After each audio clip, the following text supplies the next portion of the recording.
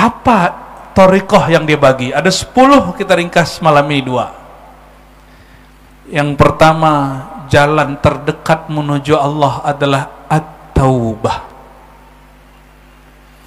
Bukan tobat-tobat yang dipahami sebagian orang, enggak Pak. At-taubah itu al-khuruj minaz dzunub, keluar dari lingkaran dosa.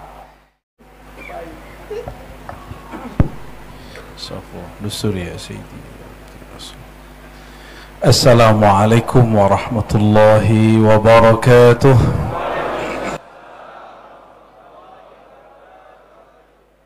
Alhamdulillahil fattah alladhi fataha lana futuhal arifin, walhamdulillahilladzi akhrajana minadh dhulumati ila an-nur wa minal jahli ila al-ilmi wa minal hijabi ila an-nuri. Ashhadu an la ilaha illallah wa ashhadu anna Muhammadan abduhu wa rasuluh. Allahumma salli ala sayyidina Muhammad, Allahumma salli ala habibina Muhammad, Allahumma salli ala abil arwah sayyidina Muhammad wa ala alihi wa ashabihi ajma'in, ma ba'du. Para umara, pimpinan negeri Kota Lombok Timur ya, para ulamanya, tuan guru, masyayikh, habaib, jamaah, siapapun yang hadir, baik yang zahir ataupun yang batin, semoga Allah tulis namanya di pintu-pintu surga Allah, amin. Kita rindu surga bukan karena surga tempat melepas syahwat, tapi di surga berjumpa dengan sang Nabi Muhammad sallallahu alaihi wasallam. Karena Nabi itu bergelar Al-Habib, kekasih sejati, maka siapapun yang di dalam kolbunya ada nur Allah pasti rindu jumpa dengan sang kekasih. Kerinduan inilah yang ada, saya yakini, pada diri jamaah yang hadir malam ini. Semoga rindu ini dipupuk, jangan dibiarkan dia padam. Malam ini judul kita apa tertulis di situ? Mengenal Allah apa mengenal cinta Allah? Apa beda mengenal Allah dan mengenal cinta Allah? Lain enggak? Judul yang tepatnya mengenal Allah. Ya, ma'rifah. Kalau mengenal cinta Allah, belum mengenal Allah, masih pembukaan itu. Tapi nggak apa-apa, ini judul mungkin biar agak rapi dikit. Puji syukur kita sampaikan, kita hadapkan hati, tawajuhkan kalbu kepada Allah. Semoga Allah menerima syukur ini sebagai bentuk kehambaan yang sejati. Amin ya rabbal alamin. Allah hanya pandang kalbu. Siapapun dari bapak ibu, saudara saudari, punya pangkat di kantornya, punya kekayaan di rekeningnya, Allah tidak pandang. Yang dipandang hari ini di kolbunya ada nama dia atau tidak. Sudahkah menabung nama Allah di kolbu hari ini? Sudah berapa banyak nabung nama Allah di kolbu? Apakah setara dengan tabungan yang ada di rekening? Kenapa orang nabung di rekening? Karena dia mempersiapkan masa depan. Padahal wal tanzur nafsum ma qaddamat lighat, maka perhatikanlah orang, dia tabungan akhiratnya apa? Tabungan akhirat tertinggi adalah zikru la ilaha illallah. Sudah berapa nabung la ilallah hari ini? Masih kurang? Masih jauh? Waduh, gawat ini kalau begitu. Ini siap-siap kaya apa miskin ini? Ya. Kata Nabi, qulu la ilaha illallah tuflihu. Ya. Wahai manusia, Nabi masuk ke pasar, bukan di masjid Nabi bicara. Ya ayuhan nas, qulu la ilaha illallah tuflihu. Wahai manusia, Nabi lantang di pasar Nabi ngajar, Pak. Wahai manusia, bacalah la ilaha illallah, kamu pasti beruntung. Ini pedagang-pedagang diajak zikir la ilaha illallah. Maksudnya, kalau kalian tidak jujur, tidak ingat Allah sampai ke pasar, kalian tidak akan mendapatkan keuntungan yang sebenarnya. Dikira Allah cuma di masjid sama di Mekah. Maka orang-orang kita ini kalau di masjid soleh-soleh benar, kalau di Mekah Masya Allah, pas pulang gak usah pulang, masuk pasar sudah beda, sudah lupa kepada Allah Subhanahu Wa Taala. Dan orang yang paling banyak berzikir adalah Sayyidina Muhammad Sallallahu Alaihi Wasallam.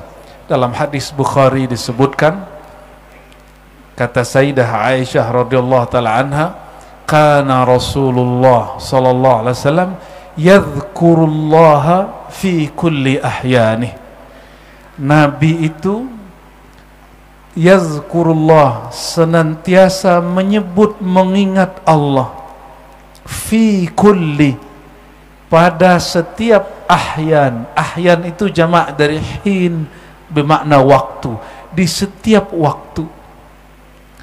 Kalau orang kenal Allah, waktu itu bukan yang ada di jam. Waktu itu nafas yang ditarik, nafas yang dikeluarkan, itu waktu. Dan Allah dengan kita urusannya urusan waktu. Makanya di Quran waktu itu disebut dengan sa'ah qiyamah, al-waqi'ah, ad-dukhan. Itu semua sebutan waktu masih banyak. Semua ayat yang menyebutkan kiamat itu artinya waktu.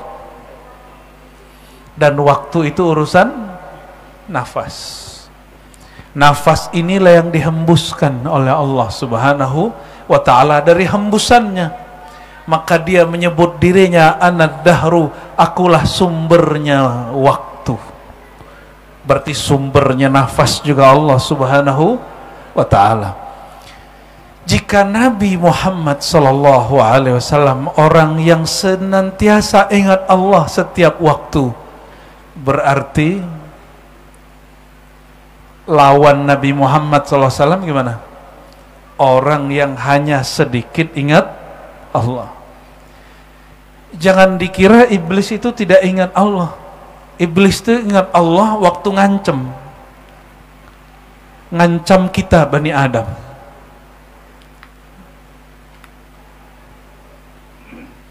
Bahkan iblis itu menentang Allah dan menyebut nama Allah. Demi nama Engkau ya Rabb, aku akan sesatkan mereka semua. Iblis itu karena bersumpah menyebut nama Rabb, maka dia diberi kekuatan sedikit untuk menyesatkan orang yang tidak berzikir. Maka disebutkan di Quran sifat munafik itu, dan di hadis Nabi disebutkan juga la yazkurullaha illa qalila, itu di hadis. Munafik itu ciri-cirinya tidak ingat Allah kecuali sedikit. Kenapa kita sulit ingat Allah? Karena tidak kenal kepada Allah.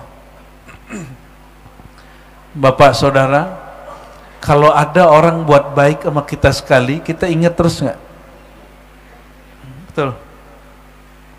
Benar ya? Ada orang berbuat baik ke kita sekali, Bapak sampai di suatu kampung, nggak ada yang kenal, perut lagi lapar. Tahu-tahu ada yang menyelamatkan kita, kita dijamu, kita dikasih makan, dikasih tempat tidur. Pasti ingat sampai mati itu. Sekali itu orang buat baik, kita lagi butuh, kita ingat terus. Saya mau tanya, sejak kapan atau pernahkah Allah tidak berbuat baik kepada kita semua? Tidak pernah atau pernah? Pernahkah Allah tidak berbuat baik? Ya? Yang bilang pernah siapa? Pernahkah Allah tidak berbuat baik? Nggak pernah. Yang meyakini Tuhan pernah tidak buat baik berarti dia nggak kenal Allah. Salah dia dialamatkan kepada Allah. Oleh karenanya, jika kita selalu diberi kebaikan oleh Allah, harusnya lebih sering ingat daripada ingat orang yang ngasih kita tadi. Betul nggak? Ini aklan, belum syar'an ini. Karena akal itu minasyara'. Akal itu bagian dari syariat. La aqla liman la dina lahu. Begitu ijma' ulama ahli usul. Tidaklah ada agama bagi orang yang tidak berakal. Oleh karenanya wajib sholat berakal atau tidak?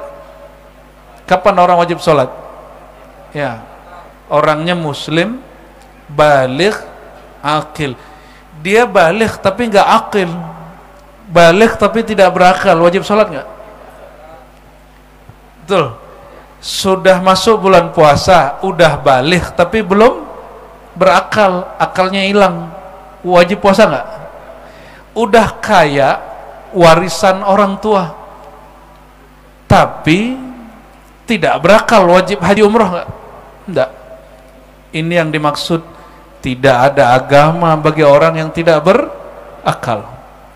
Kalau ada orang kita bantu dia terus, bantu. Setelah dia sukses, ketemu di jalan kita nggak disapa. Hari raya dia nggak kunjungan, nggak berhari raya, nggak silaturahim. Terus kita ngomongnya apa kalau ketemu, Pak? Nggak tahu diri kau. Tak tahu balas jasa kau. Dulu kau miskin, sekarang kaya lupa diri. Itu sifat Allah dipancarkan sedikit pada orang yang suka memberi, lalu terjadi pada dirinya ada orang yang dia kasih lupa kepadanya, tersinggung nggak? Makanya Allah mengatakan inna adzabi lasyadid, itu di situ. Bagaimana tidak, detik per detik Allah memberi nikmat. Napas, nikmat gak? Masih ingat yang kena COVID? Udah lupa ya? Mau dikasih COVID lagi? Enggak. Masih ingat yang terkena COVID, susah napas gak? Waktu itu sempat gak di sini krisis oksigen, tabung oksigen? Pernah? Pasti pernah. Itu mahalnya itu. Gimana? Mau diulang lagi? Makanya Allah mengatakan inna adzabi lasyadid, kalian ini banyak lupa kepadaku. Ya udah, fa'malu ma syi'tum, berbuatlah sesuka kalian. Allah begitu kalau sudah kesel. Sama kayak bapak-bapak ini kalau udah kesel sama anak, yaudah suka-suka kamu deh, gitu ya. Bener. Inna adzabi lasyadid, ayat lain, azabku sangat pedih. Azab yang diberikan di dunia, jangan dikira cuma hidup melarat. Ada orang datang ke Imam Junaid nanya, wahai Tuan Syekh, saya ini siang maksiat, malam masih bisa tahajud, masih bisa wiridan. Oh, bangga dia. Seandainya itu salah, dalam hatinya, seandainya Allah murka, tentu aku tidak sanggup bangun malam hari. Karena kemarin ada orang nanya kepada Imam Junaid, bagaimana caranya supaya mudah bangun malam hari? Kata gurunya Imam Junaid, kamu kurangi maksiat di siang hari. Yang ini kasusnya lain. Datanglah dia kepada Tuan Syekh, wahai Abu Imam Junaid, aku ini maksiat siang, malam masih tahajud. Oke, nggak ada ngantuk-ngantuk tuh. Ini masih mending ya. Kalau ini bangun tidur cari handphone kan. Jujurlah. Ya, bangun tidur cari handphone nggak? Betul ya? Gimana mau jadi ahlullah? Ya. Apa jawaban Imam Junaid? Betul, engkau masih sanggup bangun malam hari karena itu tabiatmu. Kelelawar juga bangun malam hari, burung hantu juga bangun malam hari, jangkrik juga malam hari. Bukan engkau lebih hebat, tapi engkau rasakan qata Allahu anka lazzatal munajah. Allah putus darimu kelezatan bermunajat. Allah putus kelezatan apa? Ya, zikirnya nggak nikmat, hambar, sholatnya tidak khusyuk. Baca la ilaha illallah, lidah baca, pikiran kemana-mana. Kita begitu semua ya, hampir semua ya. Kayak gitu merasa Tuhan sudah di dalam diri ya. Baik, kita baca suratul Fatihah ila ruhin Nabi sallallahu alaihi wasallam. Al-Fatihah. Ya nusin surat.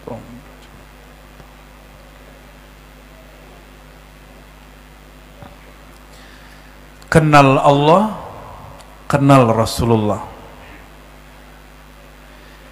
Untuk mengenal Allah, pintunya hanya Rasulullah SAW.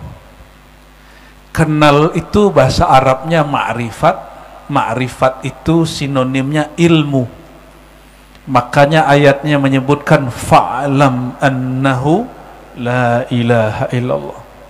Fa'lam, maka ilmuilah, maka bermakrifatlah, annahu, bahwasannya dia Allah, la ilaha illahu. Maka sebelum terbit la ilaha illallah sudah ada annahu. Annahu, apa arti annahu secara harfiah?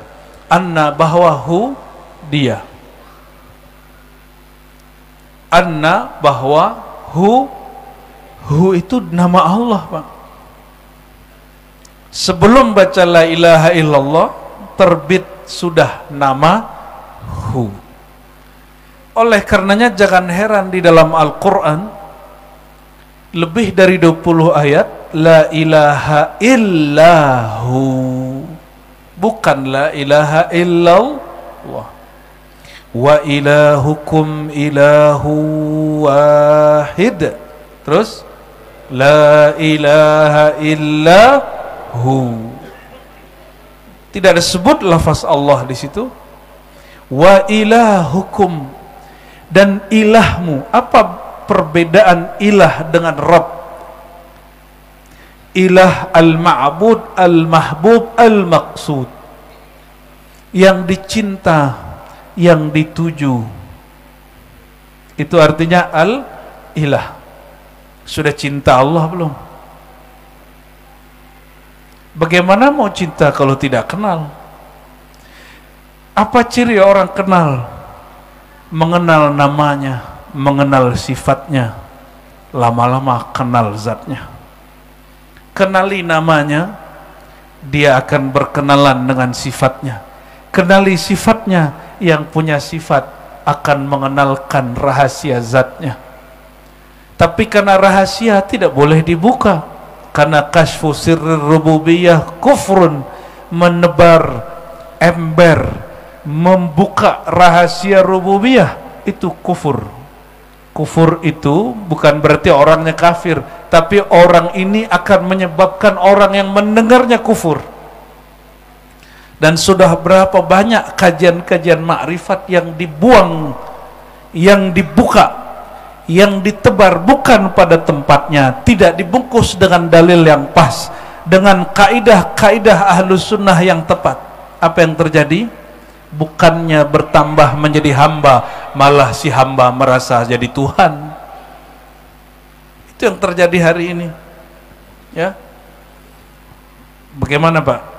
Kalau baju Pak Pol PP ini saya ambil alih terus saya bilang ini bajuku, marah nggak Pak? Kopiah Bapak saya ambil terus bilang ini kopiahku, marah nggak? Marah. Mobil Bapak saya pinjam 3 hari, habis itu saya katakan ini mobilku, marah nggak? Marah.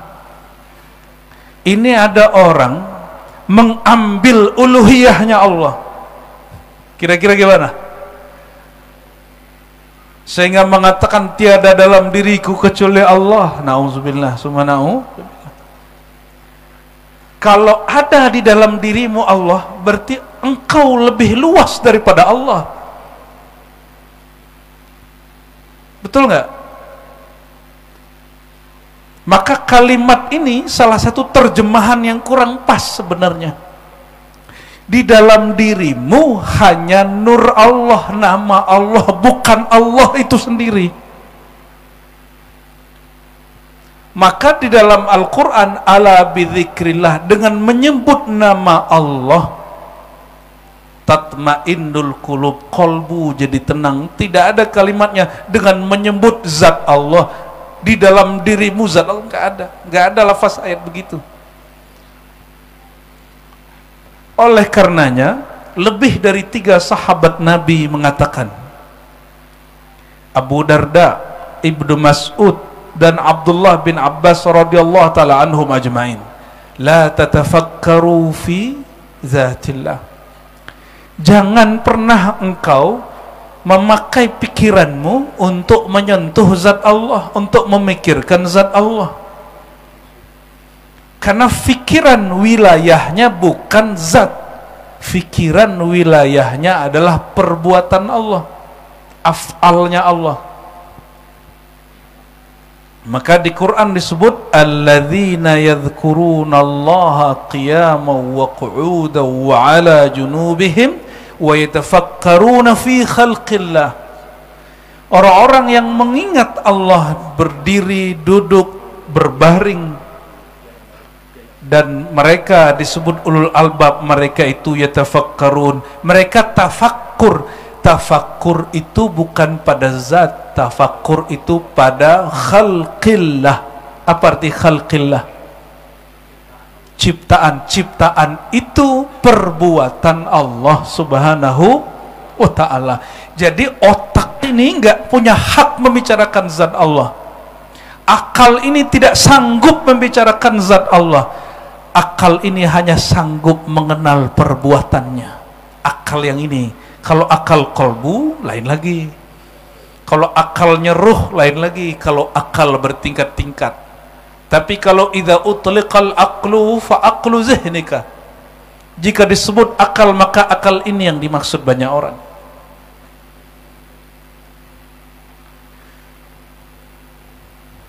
Kok jadi serius Pak ya? Yaudah kita slow dikit lagi. Allahumma sholli ala sayyidina Muhammad.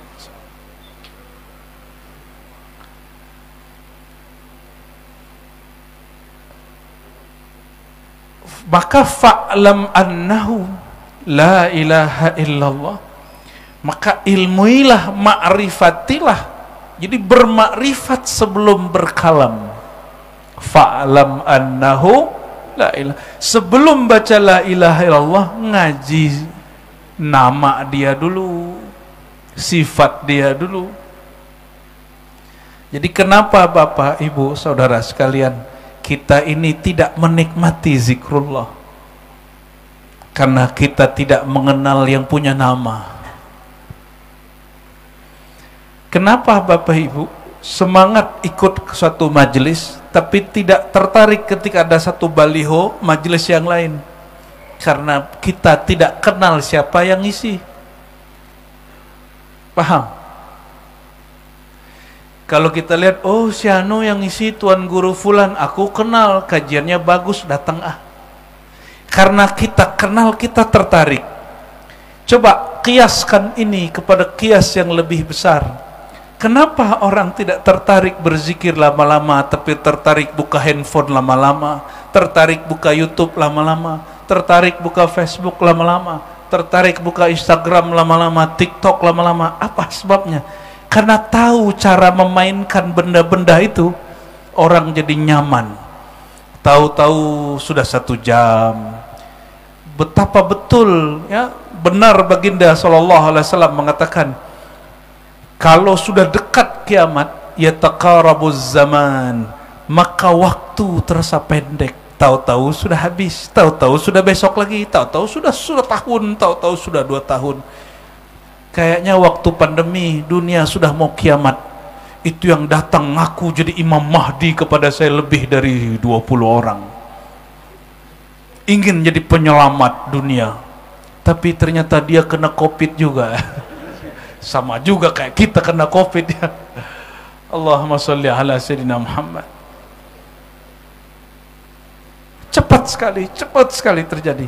Kenapa? Karena kita tahu cara memainkan, kita tahu cara mengisi waktu.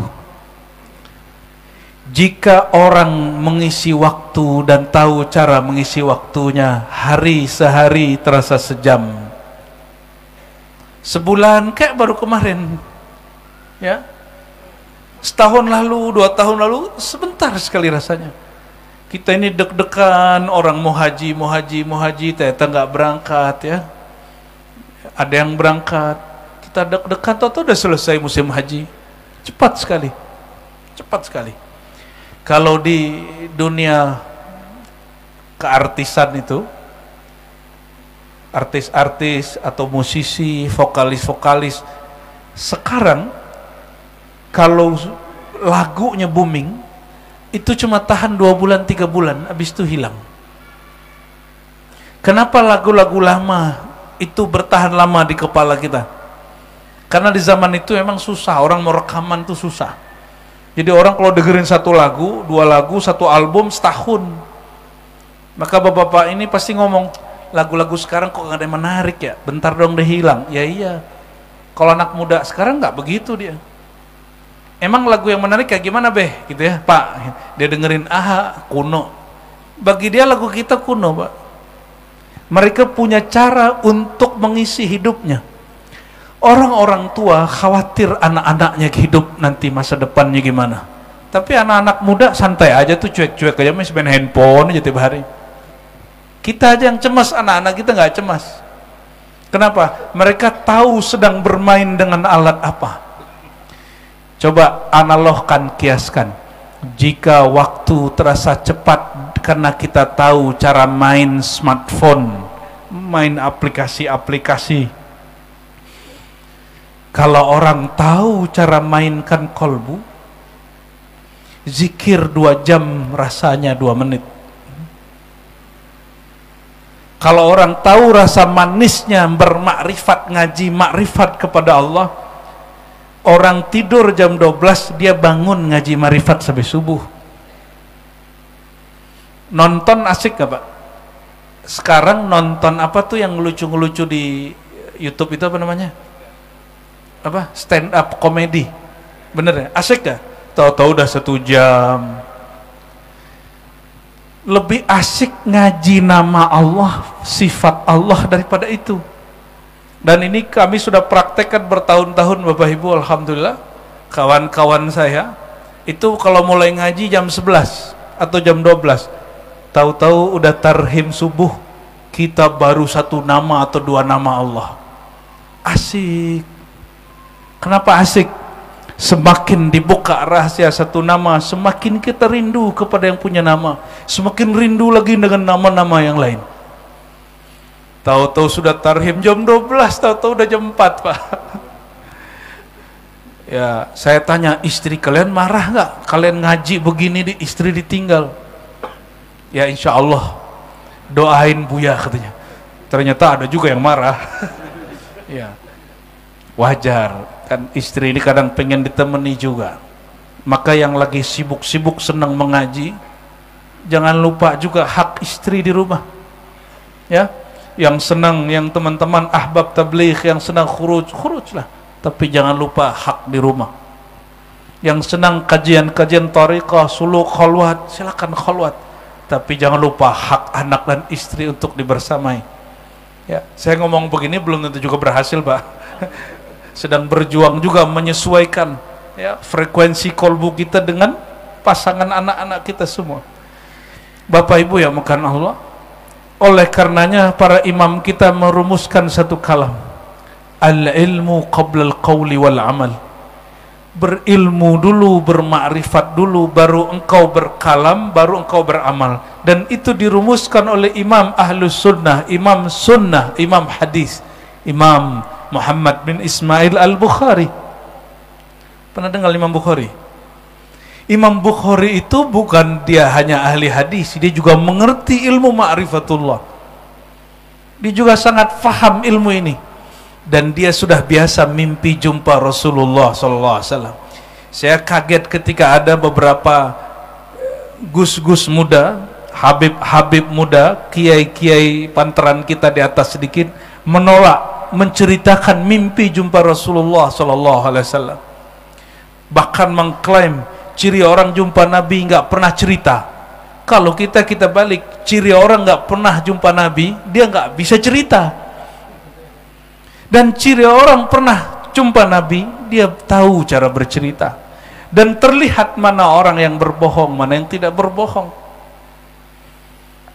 Imam Bukhari bercerita dia jumpa Rasulullah SAW secara rohani.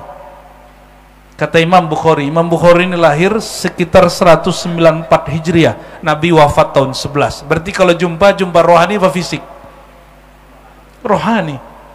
Kata Imam Al-Bukhari, ra'aitu Rasulullah SAW fil manam. Aku jumpa Rasulullah SAW dalam tidurku, mimpi. Beliau berjalan di suatu tempat, lalu bekas jalannya itu, telapak kakinya, aku juga jalan di tempat itu.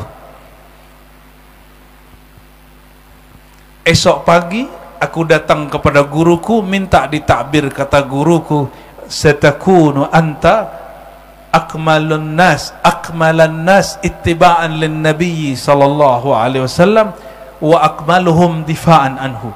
Kamu akan menjadi orang yang paling sempurna ikut baginda dan paling kuat membela Rasulullah sallallahu alaihi wasallam. Imam Bukhari cerita nggak? Cerita, ditulis di kitab.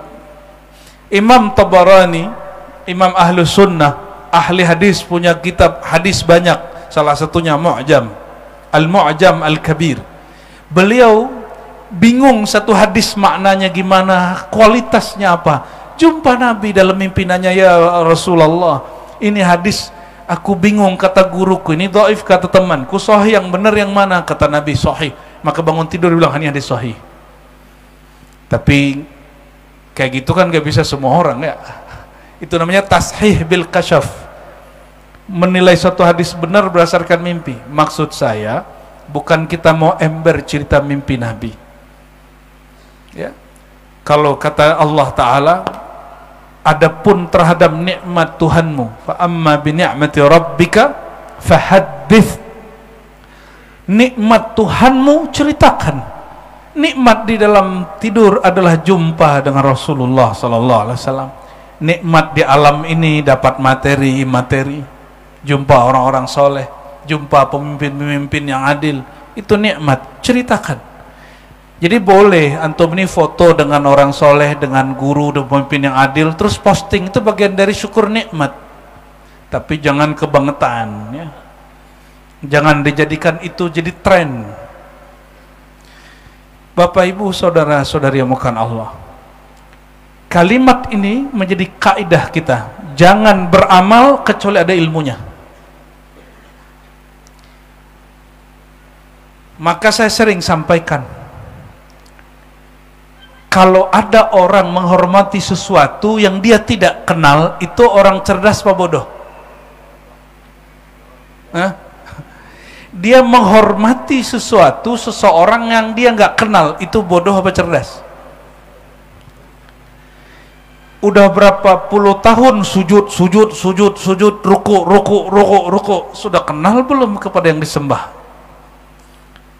Jangan-jangan kita sedang menyembah diri kita sendiri. Ada hajat, sholat, bagus. Tapi sholatnya bukan untuk nyembah Allah. Sholatnya cuma karena ingin menunaikan hajat diri yang hina ini. Lagi pengen beli rumah, beli mobil, beli motor, lagi mau bayar utang, baca sholawat. Bagus. Kan soleh itu ya. Soleh kata siapa? Soleh kata siapa? Imam-imam auliaullah tidak ada yang mengatakan itu soleh. Imam Syazili mengatakan apa? Ciri-ciri orang yang dimurkai Allah, amal-amal akhirat dipakai untuk urusan dunia. Tapi kita sholawat, rezeki kita dimudahkan. Bagus gak? Tujuan sholawat ngapain? Supaya rezeki lancar atau supaya cinta kepada Nabi Sallallahu Alaihi Wasallam? Hari ini kebalik gak? Orang sholawat hari ini untuk apa? Cinta ke Nabi. Jadi kita zikir itu bukan karena kita kenal kepada yang dizikirkan, tapi kita masih mengenal diri yang fana, belum mengenal diri yang bako. Diri ini ada yang dibakokkan Allah. Mana diri yang dibakokkan, yang dikekalkan Allah, diri yang mana? Tubuh yang ini atau yang batin? Ruh yang batin. Allah sendiri yang mengatakan. Maka yang mati itu hanya jiwa, nafs, ruh tidak mati. Kullu nafsin za'iqatul maut. Setiap jiwa pasti mati, ruh tidak pernah mati, Bapak Ibu. Ruh itu hanya terhijab, terhalang. Dia tidak pernah mati. Nyambung? Berarti kalau ada orang meninggal, disebut meninggal itu istilah kayaknya yang menerjemah nih wali Allah. Mungkin dulu dia belajar kitab Ihya Ulumuddin Imam Ghazali, terus menulis kitab Melayu, diterjemahkanlah makna wafat itu meninggal. Ruh meninggalkan tubuh, ruh yang Allah abadikan meninggalkan tubuh yang fana. Itu yang sebenarnya. Jadi ternyata pencipta bahasa Indonesia ini wali juga kayaknya. Betul, bapak bahasa Indonesia disebut Raja Ali Haji. Sebenarnya bapak bahasa Indonesia bukan beliau, lebih tepatnya Hamzah Fansuri. Hamzah Fansuri Aceh. Ya, cuma bahasanya agak sedikit terlalu lama. Raja Ali Haji sudah agak sedikit lebih modern. Bapak Ibu yang melakukan Allah, kita selama ini zikirnya bukan karena ingin mengingat Allah. Zikir kita, sholat kita masih untuk ini, tubuh yang fana ini. Itulah asbabnya sholat kita nggak layak diangkat. Belum layak diangkat.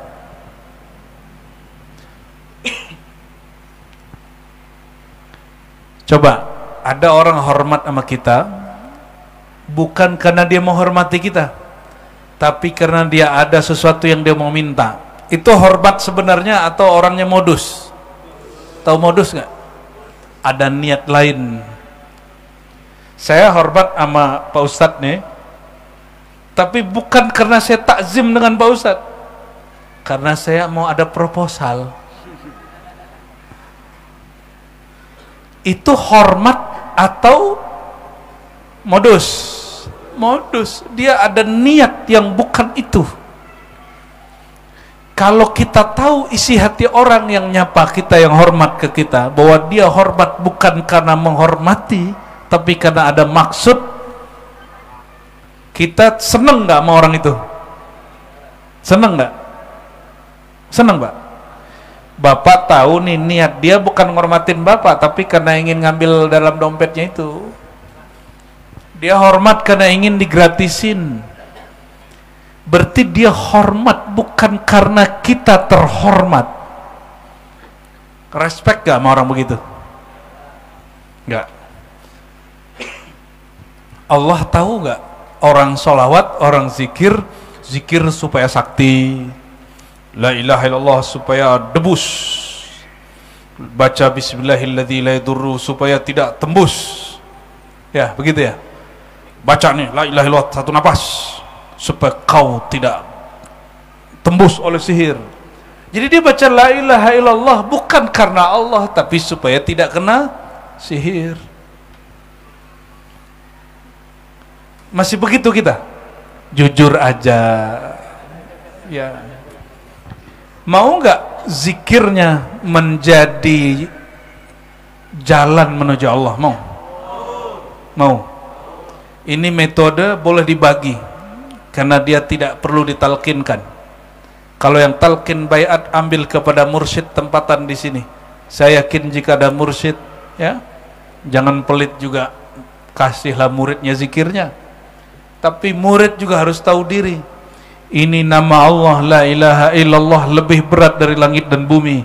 Maka pantaskan diri untuk mengambil ilmu zikir la ilaha illallah. Ini hadiah dari seorang imam yang hidup di abad ke-7 Hijriah.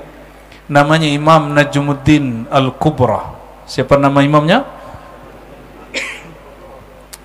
Imam Najmuddin Al-Kubra punya kitab judulnya At-Turuqu Ilallah.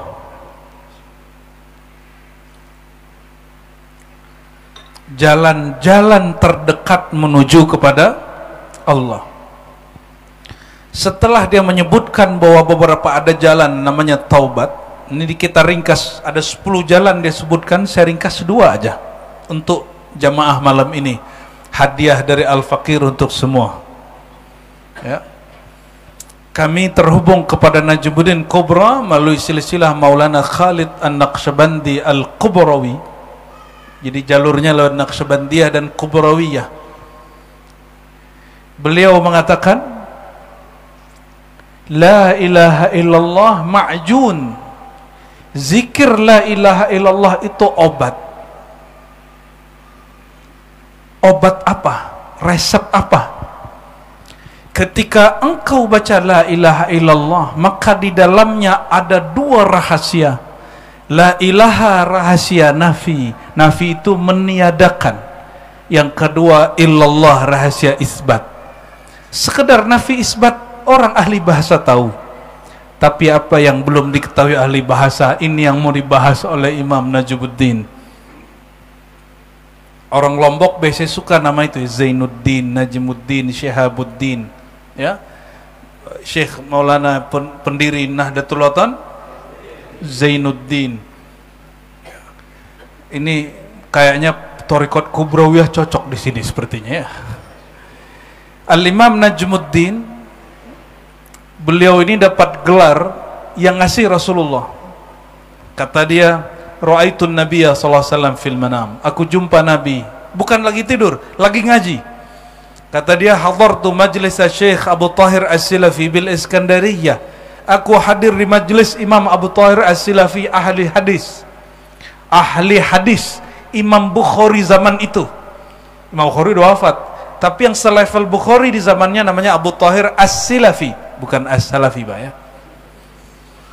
Abu Tahir As-Silafi ini lagi ngajar hadis, ada satu orang namanya Najmuddin, dia tiba-tiba berpindah alam ketika Imam Abu Tahir baca hadis. Yang dia lihat bukan Abu Tahir yang membaca, yang dia lihat Rasulullah hadir. Dia berdialog lah, bertanya. Dalam salah satu dialognya terjadilah hadiah dari Nabi SAW. Apa kata Nabi? Aku namakan engkau dengan julukan Abul Jannab. Abul Jannab artinya orang yang dijauhkan dari cinta dunia dan akhirat. Dia hanya cinta kepada Allah. Maka dia tersadar, ini orang masih sadar, tapi sadar di atas sadar, sadar di dalam sadar, bukan mimpi. Ini Imam Sunnah. Imam Zahabi mengatakan Najmuddin Kubra Syafi'iyan imamun fi sunnah, seorang yang bermazhab Syafi'i dan imam fi sunnah. Ada seorang namanya Imam Fakhruddin Ar-Razi, penulis kitab ya, Mafatihul Ghaib, tafsir Ar-Razi. Kalau yang depan Ar-Razi juga, tapi bukan penulis tafsir yang itu. Dia ini ketua majelis ulama di negeri Khurasan dan Mawara an-Nahar, yang sekarang ujungnya Iran masuk ke Uzbek, Turkmenistan, Kyrgyzstan, Afghanistan, itu masuk di situ. Itu ketua ulamanya dia. Lebih dari ketua MUI, Pak. MUI ini kan organisasi kumpulan ormas-ormas. Tapi kalau ini langsung hampir setara dengan Perdana Menteri. Semua kiai datang sowan kepadanya, tapi ada seorang kiai tidak datang, namanya Najmuddin Al-Kubra. Ditanya sama Fakhr Razi, ini kemana ini orang? Kok nggak datang? Kok nggak sowan ke aku? Ternyata ini kiai kalau ada yang nggak sowan ke dia, nanya juga deh, Pak. Ada apa gerangan? Apa dia lebih dari aku? Terus orang bisik, hati-hati, Tuan Syekh itu wali Allah. Dia dengar nama wali Allah, langsung kemudian berdiri. Ayo langsung kita sowan ke dia. Langsung dia turunkan egonya. Sampailah di negeri Khawarizm. Di Khawarizm jumpa Imam Najmuddin Kubra. Dia takjub, ini orang kalau zikir nyebut nama Nabi nangis. Setiap sebut nama Allah langsung tertegun. Yang disebut dalam hadis Imam Bukhari, sab'atun yazilluhumullah yawma la zilla illa zillu. 7 golongan yang Allah akan lindungi nanti di akhirat dengan perlindungan yang tidak ada zil, naungan kecuali naungannya, bayangan kecuali bayangannya. Yang terakhir apa? Rajulun dzakarallaha khalian, seseorang yang ingat Allah dalam keadaan khalwat. Fafadat dumu'uhu, air matanya mengalir. Imam Fakhrul Razi udah nulis kitab setebal-tebal itu, nyebut nama Allah nggak nangis-nangis, nyebut nama Rasulullah nggak rindu-rindu. Maka dia tanya, wahai Tuan Syekh, wahai Najmuddin, apa yang membuat engkau sampai di makom ini? Apa jawaban Najmuddin yang ilmunya nanti kita bagi dua? Apa kata Imam Najmuddin? Tinggalkan posisimu sebagai ketua para ulama, duduk di sini bersamaku. Berat gitu Pak. Imam Fakhrul Razi itu Pak punya 40 dayang. Dayang doang, bininya 4. Itu dia punya kendaraan, kudanya puluhan, kudanya 40 ya. Ontaknya sekian puluh, belum lagi dia punya ternak. Maka ulama-ulama wong cilik benci sekali sama dia. Sesama Syafi'i tapi beda masa, namanya Ibnu Katsir. Pernah di Ibnu Katsir itu benci sekali sama dia. Padahal nggak jumpa benci, kan aneh juga tuh. Kena gosip. Ya, ternyata ulama ini juga ada gosip juga di antara kiai, ya nggak? Aku aja kiai ya. Allahumma sholli ala sayyidina Muhammad. Apa kata Imam Najmuddin? Tinggalkan kondisimu hari ini yang hidup bergelimang kemewahan itu sesaat saja, nanti balik lagi situ. Tinggalkan posisimu sebagai sultanul ulama, rajanya ulama.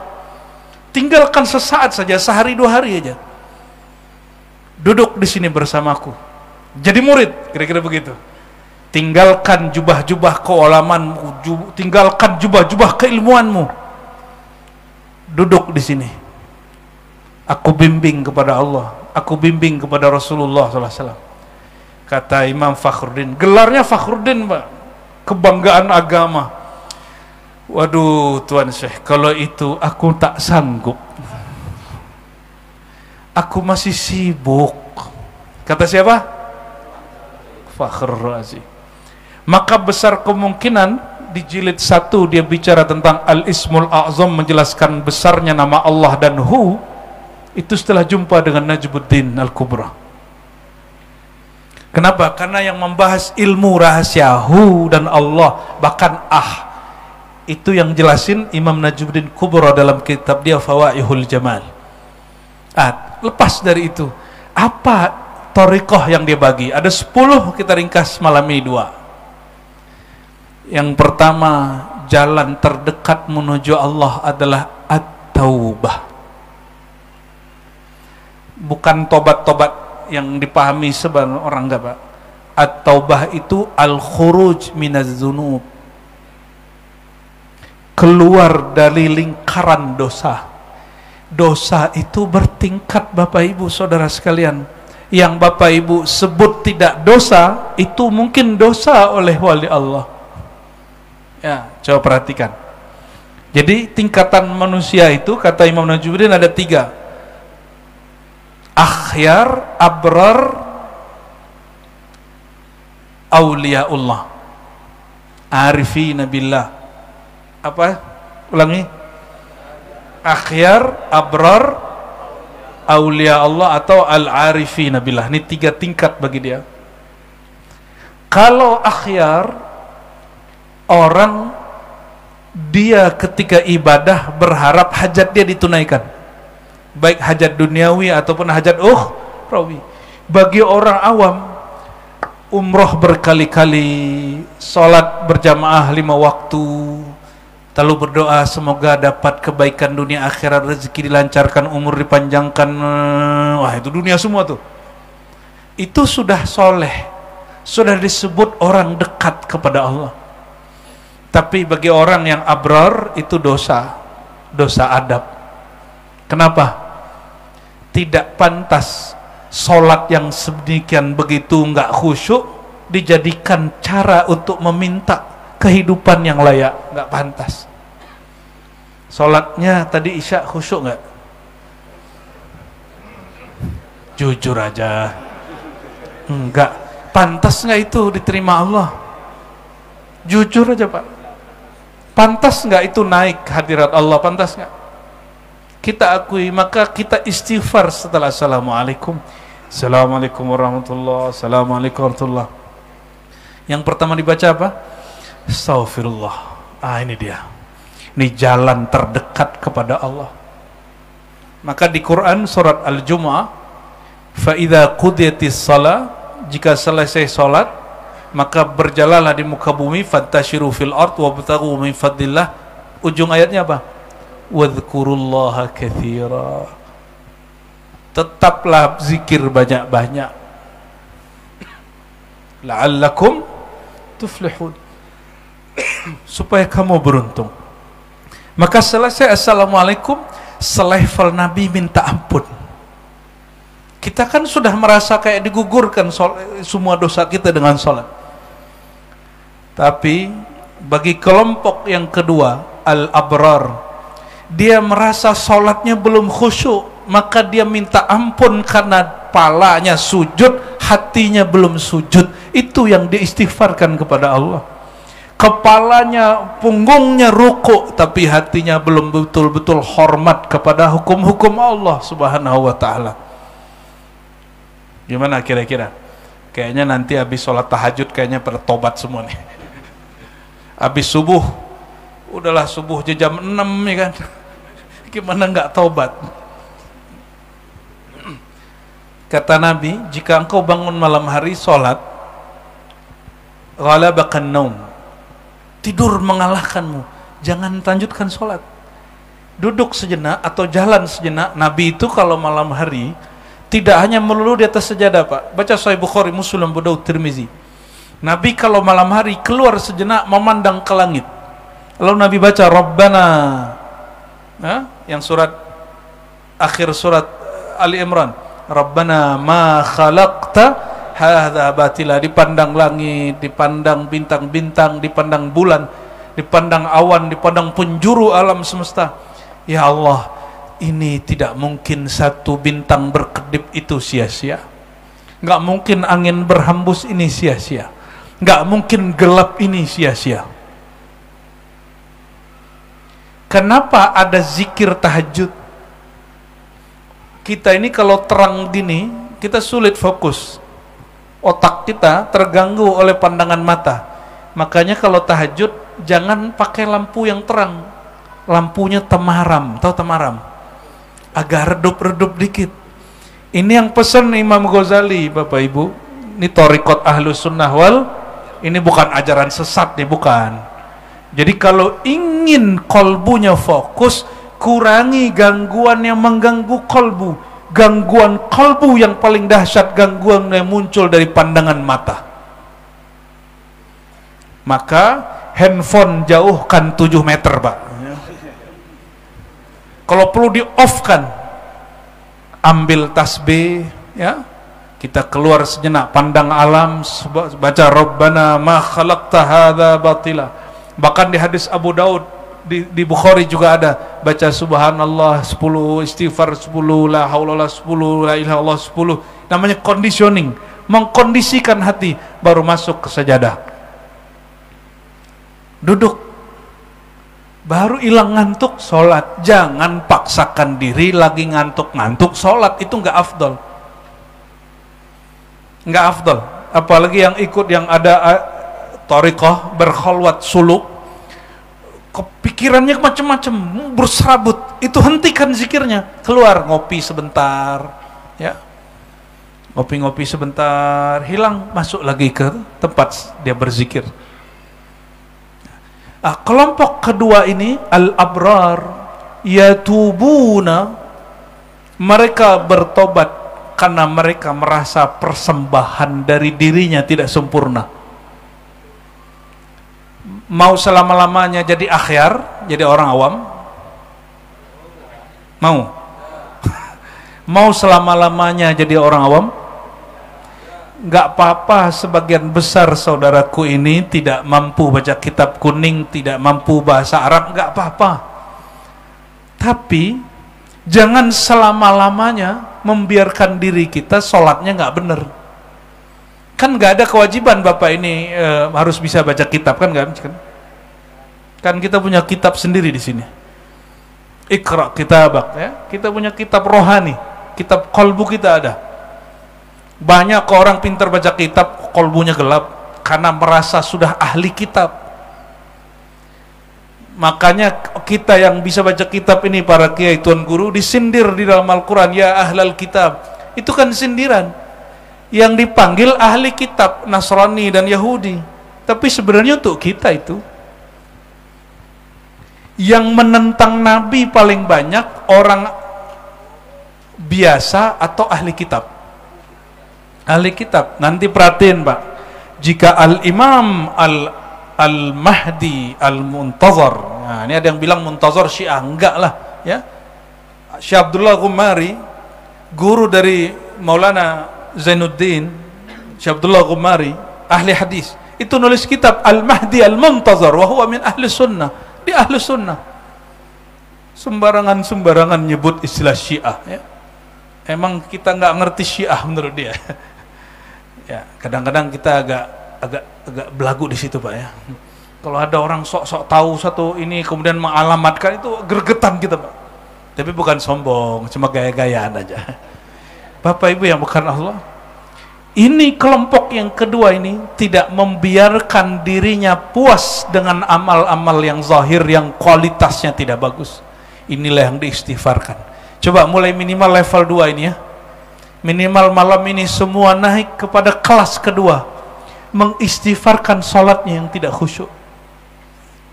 Benar nih gak khusyuk sholatnya tadi? Serius? Ya udah istighfar lah. Astagfirullah. Astagfirullah. Apa yang kita istighfarkan, ampunkan kami ya Allah, itu terjemahan awam. Istighfar, astaghfiru, apa maknanya? Ya Allah, aku memohon tutuplah aibku, itu makna istighfar. Istaghfara yastaghfiru istighfaran, artinya talabul ghafar ay talabus sitr, memohon agar Allah menutupi aib kita di sisinya. Kalau Allah tutup berarti aibnya hapus. Bahasa Melayu, bahasa lamanya, bahasa Jawi kata orang dulu, ampun, mohon ampun ya Allah. Gimana? Mana istighfar, apa mana istighfar? Tolong tutup aibku, bukan dari makhluk, dari Khalik. Kalau orang awam istighfar dari maksiat karena takut maksiatnya ketahuan orang, itulah barsisa 500 tahun beribadah ternyata masih akhyar, belum abrar. Maka ketika dia terjebak maksiat, dia takut maksiatnya terekspos. Dia takut kepada makhluk yang tadi menganggap dia orang suci, sekarang menganggap dia, kau ini orang paling busuk sealam semesta. Dia takut dihujat. Jujur, kalau maksiat takut gak ketahuan orang? Jujur, takut? Betul. Maka minta ampunlah kepada Allah, karena takut kepada makhluk, tidak takut kepada Allah. Nah, itu sudah naik pangkat tuh. Mengistighfarkan istighfar, inilah amalan Sayyidah Rabi'atul Adawiyah qaddasallahu sirrahal aziz. Apa kata Sayyidah Rabi'ah? Astaghfirullah fi istighfari. Ya Allah, aku mohon ampun, minta maaf, tolong tutupi aibku. Apa aibku ya Allah? Aibku adalah aku minta ampun sekarang bukan karena malu kepada engkau, tapi malu kepada hamba-hambamu. Itu istighfar fil istighfar. Istighfar di dalam atau istighfar alal istighfar, mengistighfarkan istighfar kita. Ini level berapa? 2. Coba mulai Pak ya, nanti setiap hari Nabi istighfar berapa kali? 100. Kira-kira kalau kita pantasnya berapa? Bid'ah itu. Nabi 100, ente kok 1000? Ya 100 juga lah. Nabi 100 ya kita 100 juga. Yang dicontoh siapa kalau bukan Nabi? Nabi itu masih perlu istighfar? Enggak perlu istighfar, tapi Allah mengatakan wastaghfir lidzanbika. Masih surat yang tadi, surat Muhammad di 19. Mohon ampunlah terhadap zanbuk, lidzanbika, terhadap dosamu hai Muhammad. Ada seorang imam, dia alim sekali di kalangan Ahlus Sunnah, tapi di bab ini dia tergelincir dari akidah Ahlus Sunnah. Namanya Syekh Ibnu Taimiyah rahimahullah wa ghafarallahu lahu. Apa kata dia? Ayat ini dalil, ini jilid 4 dalam Majmu' Fatawa. Silakan dicari kalau nggak percaya, baca aja sendiri ya nggak. Di Majmu' Fatawa jilid 4 disebutkan di situ apa? Ini dalil, ini disebutkan beberapa dalil. Salah satunya ini dalil bahwa Nabi Muhammad pun berdosa, maka Allah mengatakan kepadanya, mohon ampunkanlah terhadap dosamu. Dan dia mengatakan betullah bahwa para nabi tanpa terkecuali Nabi Muhammad SAW juga berdosa, tapi dia mengatakan dosa kecil, bukan dosa besar. Dia sedang bermukhalafah dengan ulama Ahlus Sunnah yang sudah bersepakat bahwa Nabi hanya mungkin pada dirinya al-khata' wa nisyan, bukan azan, bukan al-isyan. Nabi itu yang mungkin keliru atau salah, bukan kedurhakaan atau dosa. Terus jika ada ayat wa asa adamu rabbahu faghawa, Adam durhaka kepada Tuhan, ini mesti dipahami dengan ilmu Imam Najmuddin Kubra. Apa itu? Amal baik menurut orang awam masih dosa menurut orang yang abrar. Abrar ini orang-orang yang sudah terpilih, murid, salik. Menurut orang awam minta ampun kepada Allah supaya terbuka masalah kita. Nih mohon maaf, ini ustadz-ustadz ini kebanyakan kalau khutbah istaghfiru, mohon ampunlah, pakai hadis-hadisnya bener. Orang yang banyak istighfar, Allah keluarkan dia dari masalahnya. Yang dibayarkan oleh orang, masalah itu utang, ya, kalah berpolitik, cekcok rumah tangga.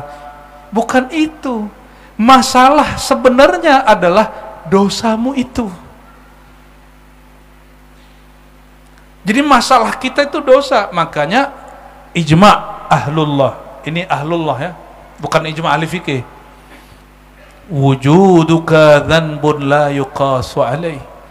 Engkau merasa dirimu wujud, itu adalah dosa. Engkau merasa dirimu berilmu, engkau merasa dirimu ahli zikir, engkau merasa dirimu ahli salat, engkau merasa dirimu mursyid, engkau merasa dirimu kiai, merasa dirimu ahli ibadah, pak haji dan segala macam, zanbun, itu dosa. Dosa menurut siapa? Al-abrar. Menjelang dia masuk ke level yang tertinggi, al-khawas, al-arifun, al-awliya.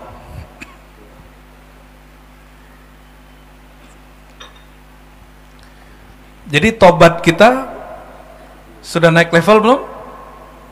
Sudah naik. Ya, coba ikuti sama-sama yang nanti diulang di rumah. Astaghfirullahalazim. Sama-sama astaghfirullah.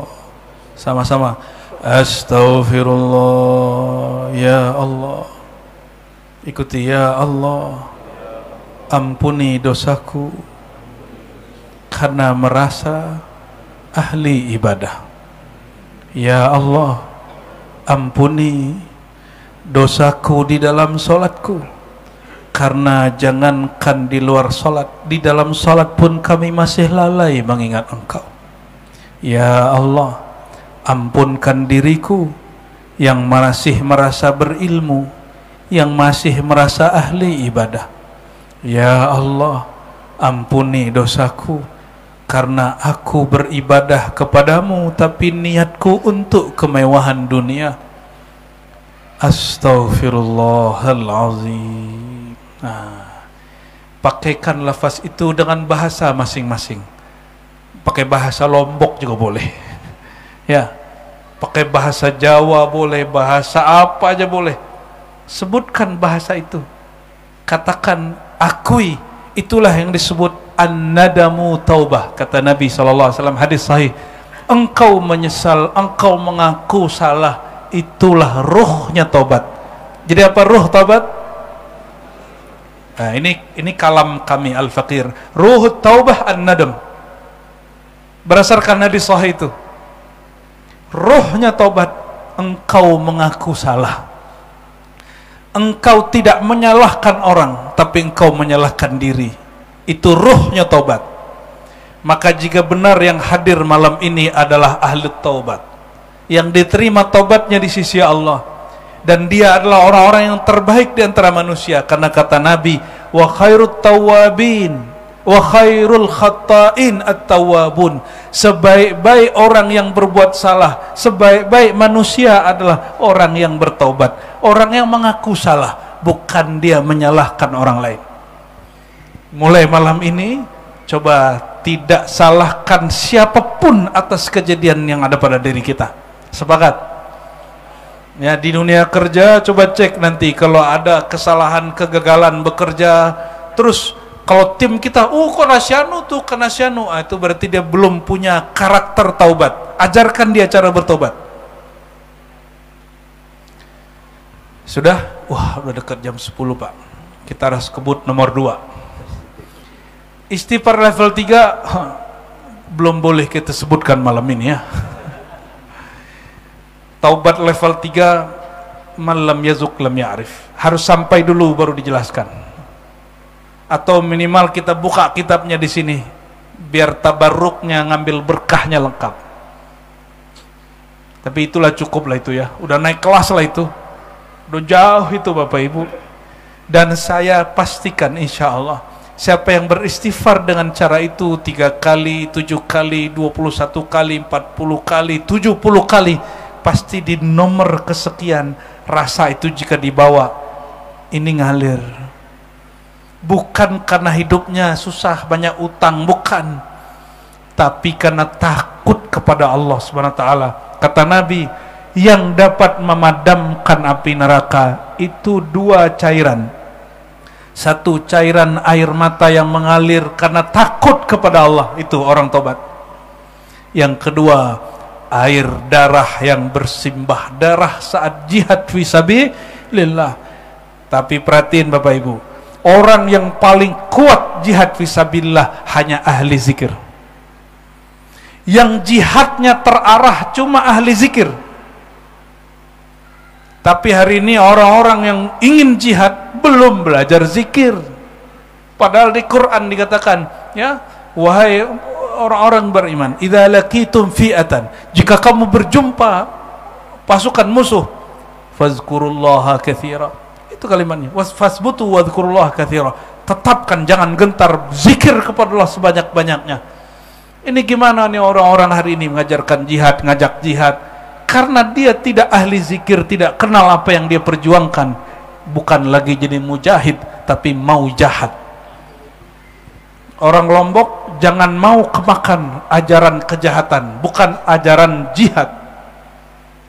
Ulama-ulama ahlus sunnah kita tahu kapan masanya jihad militer, tahu. Kapan jihad fisik kita tahu. Kapan jihad ilmu kita tahu. Dan kita nggak ada urat takut Pak untuk jihad, insya Allah. Takut sama musuh nggak? Musuh itu diri sendiri. Inna a'daika ma baina janbaik. Musuhmu terbesar adalah dirimu sendiri. Dan melawan diri sendiri hanya dengan berzikir ma'rifatullah. Siapa yang kenal diri pasti kenal kepada Allah Subhanahu wa ta'ala. Nomor 2, zikrullah. Bolak-balik di situ lagi. Ini kata Imam Najumuddin Kubro. Ini oleh-oleh kedua malam ini. Jalan terdekat kepada Allah supaya naik dari awam menjadi, dari akhyar menjadi abrar, adalah zikrullah. Dan zikrullah sultanul azkar. Zikir paling tinggi adalah la ilaha illallah.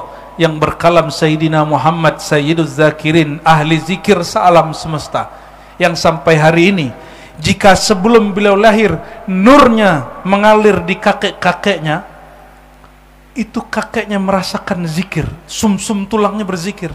Baca kitab Berzenji, baca kitab sirah, disebutkan di kitab-kitab sirah bahwa kakek Nabi bernama Ilyas, bukan Nabi Ilyas. Dia lagi diam begini, dia mendengarkan sumsum tulangnya, darahnya berzikir menyebut nama Allah. Kata Imam Berzenji, itu nurullah, nur Muhammad sallallahu alaihi wasallam. Sang Muhammad bin Abdullahnya belum lahir, tapi kalau nur sudah ngalir, zikir jalan terus. Sekarang sang Muhammad bin Abdullah sudah dimakamkan di Madinatul Munawwarah, fil Madinatil Al-Munawwarah. Kira-kira nurnya masih zikir nggak? Lah masih. Nurnya masih zikir terus. Itu yang disebutkan dalam hadis Nabi, hadis Muslim, la taqumus sa'ah, tidak akan terjadi kiamat kubra hatta la yuqalu fil ardi Allahu Allah, sehingga tidak ada lagi yang dikatakan, dibaca di bumi Allah Allah, artinya tidak ada lagi yang memikul nur itu. Berarti zikir Allah Allah bid'ah nggak? Hadis Muslim, apa kata Nabi? Tidak terjadi kiamat sampai tidak ada yang membaca, tidak dikatakan lagi, tidak diajarkan lagi, tidak dizikirkan lagi. Apa? Allah, Allah. Hadis sahih giliran hadis begini gak dipakai, giliran orang tua Nabi masuk neraka disebut pakai. Hadis Muslim.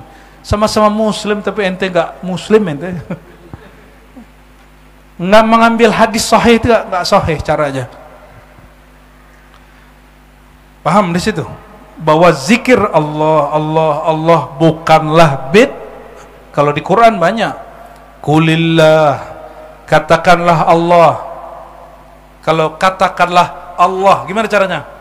Allah Allah ya.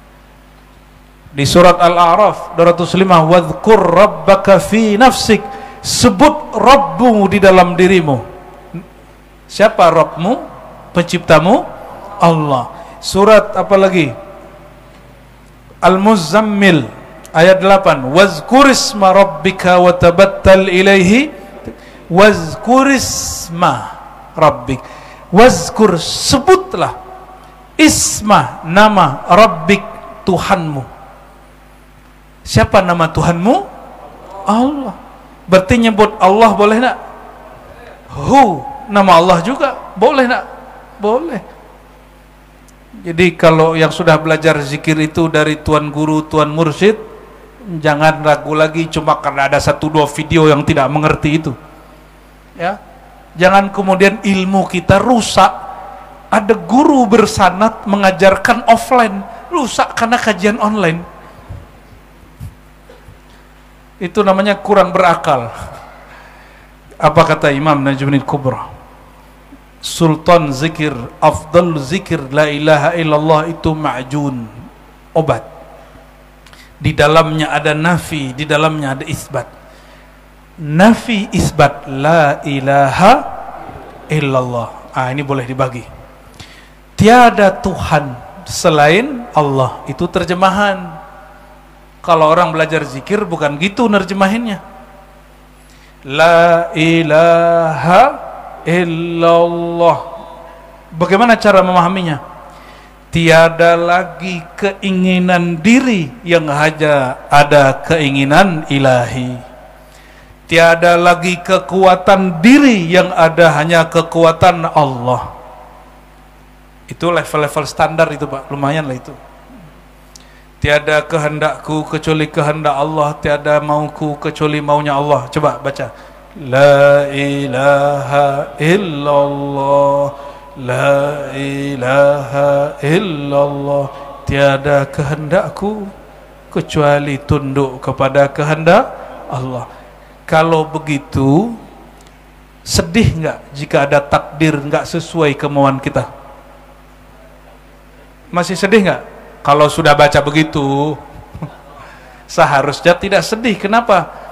Allah itu lebih penyayang kepada hamba daripada ayah kepada anaknya, ibu kepada bayinya.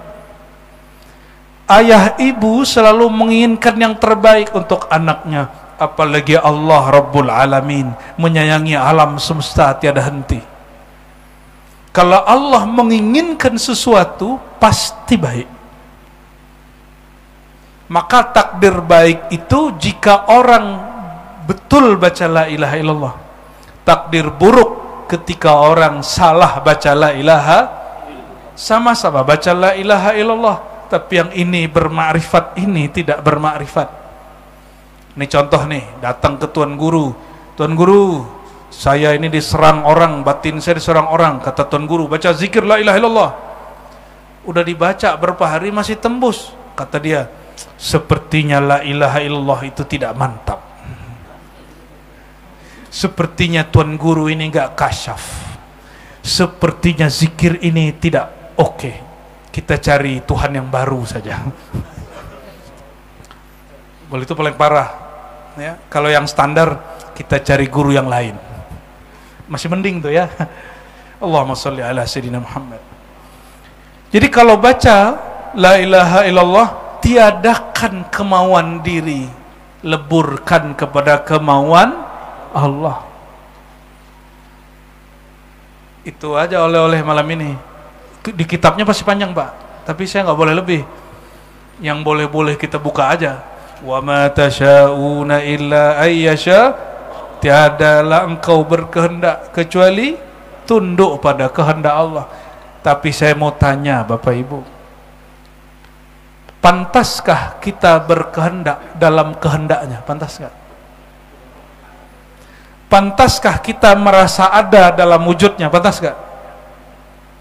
Pantaskah kita mau sesuatu yang berlainan yang dia mau? Pantas nggak? Nggak pantas. Itu kurang ajar, itu hamba begitu. Ya Allah, aku maunya begini, kok engkau mau begitu, gitu ya. Orang yang ngomong begitu nggak kenal Allah. Itu yang disebut siapa yang kenal diri, kenal Tuhan, kenal Allah. Siapa yang kenal Allah, binasalah kehendaknya, binasalah maunya, yang ada maunya Allah.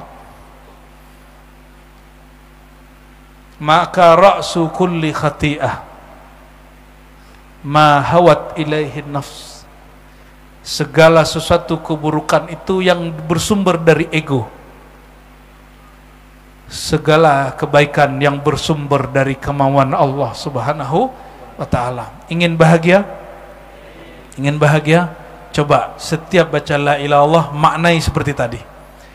Bapak Ibu akan naik dari level akhyar menjadi bro, tapi ya rajin-rajin lah ya. Kenapa? Sudah bertahun-tahun dicekokin terus, tiada Tuhan selain Allah, tiada Tuhan selain Allah. Itu makna awam, nggak mengena di hati, tidak mengena di hati. Makanya di Banjar ada namanya Syekh Arsyad Al-Banjari, dia punya kitab judulnya Kanzul Ma'rifah. Kata beliau, jalan cepat mengenal Allah gimana? Leburkan kehendakmu dalam kehendak Allah. Lemburkan kehendakmu, jadi tidak ada lagi kehendak kita dalam kehendak Allah. Maka jika kita sukses, kita bersyukur, ya Allah terima kasih engkau telah menghendaki kebaikan. Kalau kita gagal, kita katakan ampunkan ya Allah, aku masih menyalahkan engkau. Padahal yang salah Allah, mungkin nggak salah? Nggak mungkin. Kalau salah pasti kita. Inilah supaya sempurna Bapak Ibu, ambil talqin zikir la ilaha illallah dari ahli thariqah. Ya, saya mengimbau nih para semua jamaah yang hadir, saya husnuzan, ini pasti ingin menjadi abrar. Maka ambillah zikir kita bersanad dari guru, dari guru, dari guru sampai ke lisan Rasulullah SAW. Rasakan bedanya. Jadi zikir yang diambil dari guru akan beda rasanya zikir yang diambil sembari jalan, sembari main. Atau yang pakai ancam, diancam sama guru nih. Waktu kecil kita diancam, baca la ilaha illallah pakai rotan. Ya. Ini penutup dari saya. Wa in min syai' illa yusabbih bihamdi rabbih. Tidak ada sesuatu pun kecuali bertasbih, berzikir. Ya, sabbaha lillahi ma fis samawati wal ard. Berzikir, bertasbih semua yang di langit, semua yang di bumi. Tapi kenapa bukan yang di langit itu yang jadi khalifah di bumi? Kenapa bukan pohon yang zikir selalu, hewan yang selalu zikir itu yang jadi malaikat, jadi khalifah di bumi? Kenapa juga bukan malaikat? Kenapa kita yang wajahnya tidak sesempurna malaikat, yang kekuatannya tidak sekuat gunung, yang badannya nggak sebesar kerbau, ya kan? Yang hebatnya tidak sehebat air tsunami itu kalau kuat sekali. Kita nggak sehebat itu. Apa yang membuat kita kemudian menjadi khalifah di muka bumi? Alam semesta berzikir bukan karena mereka sadar dan mereka memilih berzikir. Sedangkan manusia, Sayyidina Adam, menerima amanah berzikir mengenal Allah itu karena dia sadar dia ingin mengenal Allah. Jadi perbedaan kita sama hewan, sama tumbuhan, sama batu, sama air apa? Semua itu berzikir, tapi berzikirnya disebut tabi'i, ijbari, dipaksa oleh Allah, natural. Sedangkan manusia berzikirnya tidak natural, bukan tabi'i, bukan materi, zikirnya spiritual. Makanya dalam doa antara dua sujud ada Rabbighfirli warhamni wajburni. Apa arti wajburni? Kalau arti biasa kan tolonglah aku, tapi kalau orang faham Asmaul Husna, min asma'il husna al-jabbar, salah satu nama Allah al-jabbar. Kata Imam Ghazali, Imam Zarruq dalam kitab mereka Syarah Asmaul Husna, Al-Maqsad Al-Aqsna. Apa kata beliau berdua? Al-Jabbar, zat yang mengubah sesuatu dengan cara yang mudah dan cepat, dan itu hanya terjadi pada diri insan. Karena manusia memilih untuk berubah, disebut revolusi. Jadi nggak salah juga kalau dulu Darwin bilang apa evolusi, karena dia melihat perkembangan alam itu natural, lama sekali. Tapi kalau manusia kadang sekedip mata berubah, satu nafas berubah, satu malam berubah. Jangan kemudian memandang sebelah mata. Boleh jadi ada orang maksiat bertahun-tahun, ketemu ahlullah sesaat saja dia berubah sampai matinya menjadi ahlullah. Jangan juga memuji orang taat, dia taat bertahun-tahun tapi masih akhyar, ya, berubah semalam karena penyakit yang menimpa dirinya. Terus dia ngomong, saya sudah sholat ya Allah, saya sudah zakat, sudah haji, sudah umrah, kenapa masih diuji dengan penyakit ini ya Allah? Kufur nikmat, mati kafir, kufur nikmat. Itu terjadi di mana-mana. Oleh karenanya beruntung jadi manusia, ya, bersyukur jadi manusia. Mau orangnya orang Indonesia, orang manapun, orang Lombok, jangan berpikir coba kalau saya anak Presiden Prabowo. Jangan ngomong gitu, Pak. Kalau zaman Soeharto dulu kan orang-orang bergumam, coba kalau saya anak presiden. Enggak usah. Wujuduka ni'matun. Engkau wujud, engkau ada sebagai manusia, itu nikmat besar dari Allah. Ini yang kita syukuri. Maka jadilah orang yang berzikir dengan pengetahuannya, dan pengetahuan hanya dicari, tidak ditunggu. Innamal ilmu bita'allumi, ilmu hanya didatangi, gurunya mesti diminta, gurunya mesti dirayu. Kita diusir, kita datang lagi, kita disinggung, kita nggak boleh tersinggung. Semoga semua yang malam ini hadir adalah orang-orang itu. Amin ya rabbal alamin.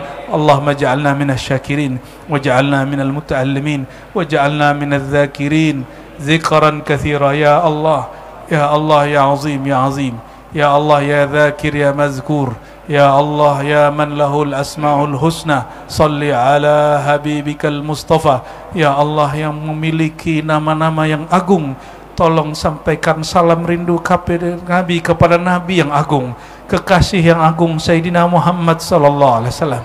Ya ayuhan Nabi, wahai baginda Rasulullah, wahai ayahanda rohani kami, Wahai yang karena Engkau Allah menciptakan alam semesta ini, terimalah salam rindu dari kami, terimalah salam cinta dari kami, terimalah salam permohonan maaf dari kami sebagai umat Engkau, tapi kami belum sempurna mengikuti sunnah-sunnah Engkau.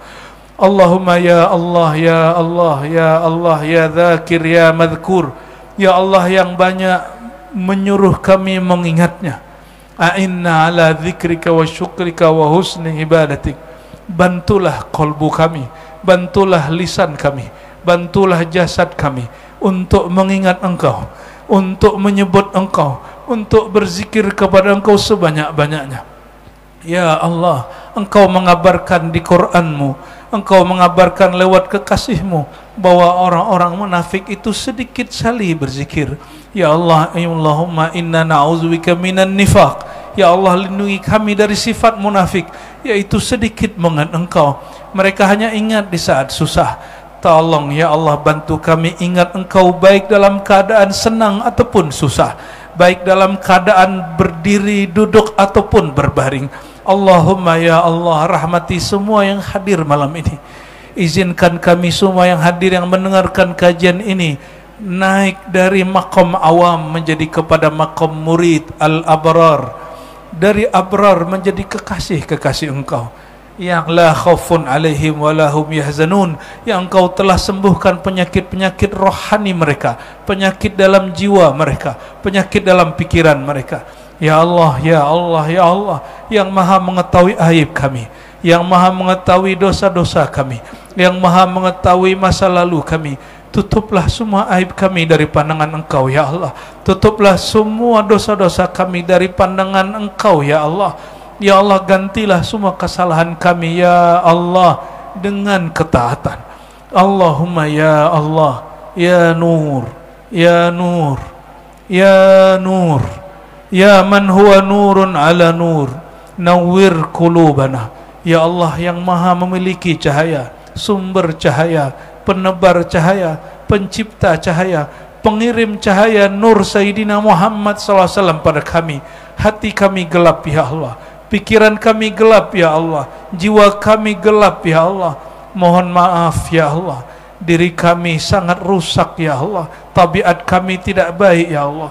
Malam ini dengan keberkahan nama Engkau An-Nur, dengan Al-Quran An-Nur, dengan surat An-Nur, nurun ala nur, beri cahaya kalbu kami yang gelap ini ya Allah. Terangi pikiran kami yang masih galau dan rusak ini ya Allah. Sembuhkan penyakit-penyakit di dalam jiwa kami ya Allah.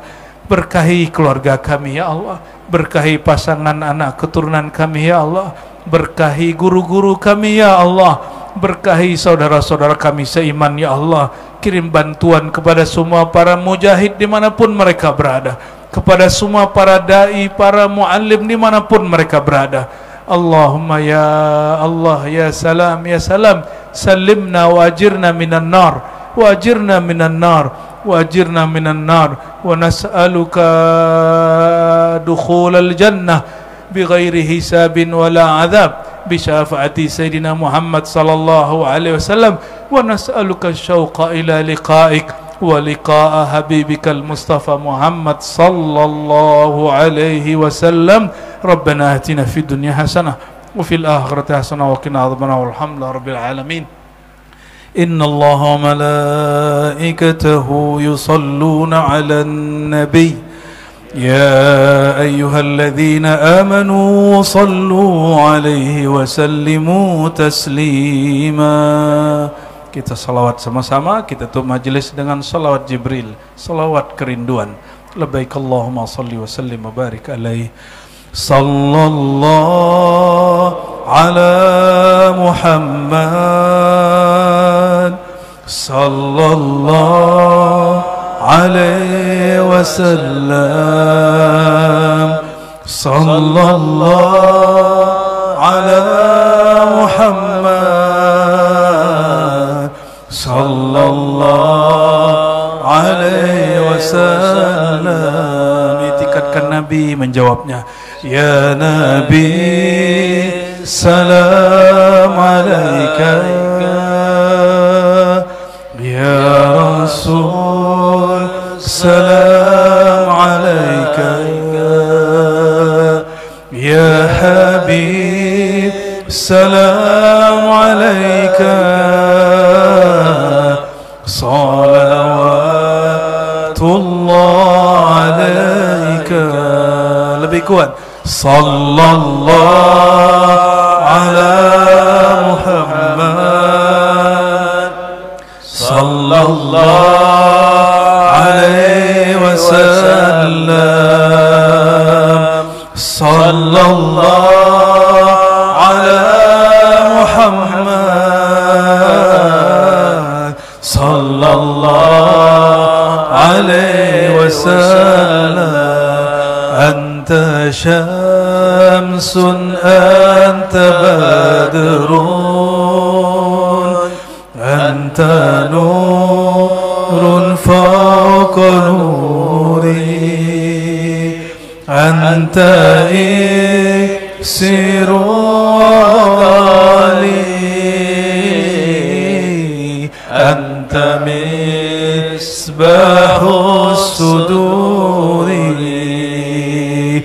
sallallahu ala Muhammad sallallahu alaihi wasallam sallallahu ala Muhammad sallallahu alaihi wasallam الفاتحة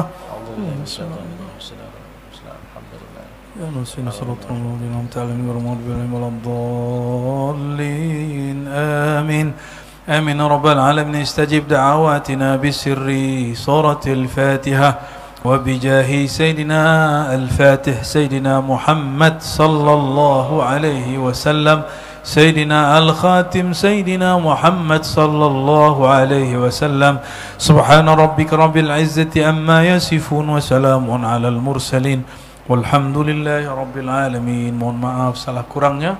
Assalamualaikum warahmatullahi wabarakatuh.